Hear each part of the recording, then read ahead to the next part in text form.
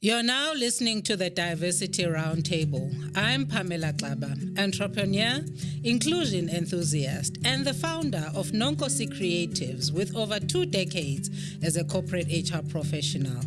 My goal is to give you insights into conversations with entrepreneurs and corporate professionals who have insightful stories of triumph and leadership. I uncover my personal journey from cultivating diversity and promoting inclusive communities.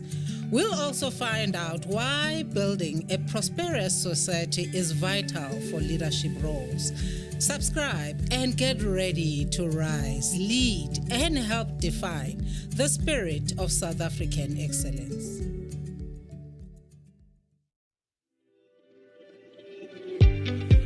Hey everyone, Marlene here, Franklin Covey, South Africa. We develop exceptional leaders at every level. We build personal and interpersonal skills. We create high-trust cultures, and we provide powerful execution frameworks.